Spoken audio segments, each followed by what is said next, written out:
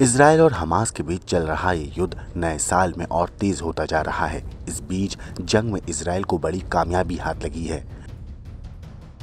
Israel ने Lebanon में Hamas के टॉप कमांडर्स में से एक सालेह अल अरोरी को मार गिराया।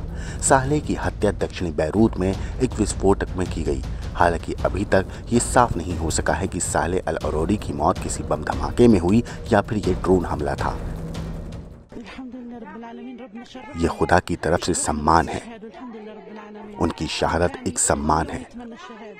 वो शहादत की कामना करते थे और हमें कोई आश्चर्य नहीं है, क्योंकि इजराइल का यही तरीका है। इजराइल ने कब्जे करने के लिए कोई तरीका नहीं छोड़ा। क्या ये आश्चर्य है?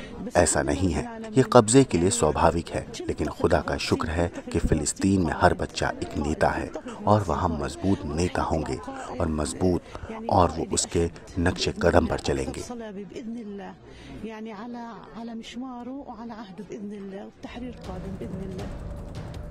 सालेह अल अरोरी हमास की सैन्य शाखा के संस्थापक सदस्यों में से एक था। उसने वेस्ट बैंक में हमास का नेतृत्व भी किया था, जहां उसके प्रतिद्वंदी फतह का प्रभुत्व है। लेबनानी मीडिया अल मनार के मुताबिक इजरायली हमले का निशाना अल अरोरी ही था। इजराइल ने पहले ही उसको मोस्ट वांटेड की लिस्ट में शामिल कर रखा था।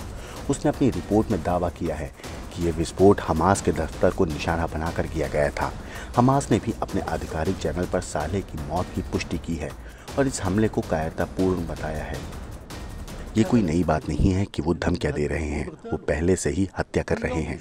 हम हर दिन शहीद होते हैं। हम हमास में हमारे लोगों का हिस्सा हैं। इसके लिए हम अपने लोगों की तरह ही शहीद हुए हैं। हम उनसे अलग हैं। हमें भी उनकी तरह गिरफ्तार कर लिया जाता है और हमारे घर ध्वस्त कर दिए जाते हैं। हमारा पीछा किया जाता है और हमें सताया जाता है। ये सामान्य बात है और हम सब एक ही रास्ते पर हैं। हमास के सभी नेता और संस्थापक शहीद हो गए। इजराइल में हमास के टॉप कमांडर सालेह अल अरोरी की मौत का जश्न मनाया जा रहा है। इजरायली सांसद ने अल अरोरी की हत्या के लिए देश की सुरक्षा सेवाओं को बधाई दी। डैनी डैनन पहले संयुक्त राष्ट्र में इसराइल के दूत के रूप में कार्यरत थे। उन्होंने एक सोशल मीडिया पोस्ट में बैरूत में हमले की सराहना की। उन्होंने एक्स पर लिखा, जो कोई भी 7 अक्टूबर के नरसंहार में शामिल था, उसे पता होना चाहिए कि हम उन तक पहुंचेंगे और उनके साथ हिसाब किताब करेंगे। सालेह अल अरोरी हमास के लिए एक सीनियर अधिकारी था और इसकी सैन्य विंग कासम ब्रिगेड के संस्थापकों में से एक थी। इसी ब्रिगेड ने 7 अक्टूबर को इजराइल पर हमला किया था। लेबनान की न्यूज़ एजेंसी ने दावा किया कि इजरायली ड्रोन में मंगलवार रात दहिया में हमास दफ्तर पर हमला किया, जिसमें कुल 6 लोग मारे गए थे। इसमें सालेह अल अरोरी के दूसरे लोग भी शामिल हैं, जिनकी पहचान नहीं हो पाई है। मैं साफ साफ जवाब दूंगा, जैसे कि मैंने कहा था। मैं यहाँ या कहीं और जो कुछ भी सुना गया था उसका जवाब नहीं दूंगा। हम शुरू से ही हमास के खिलाफ लड़ाई पर ध्यान केंद्रित कर रहे हैं और हम ऐसा करना जारी रखेंगे।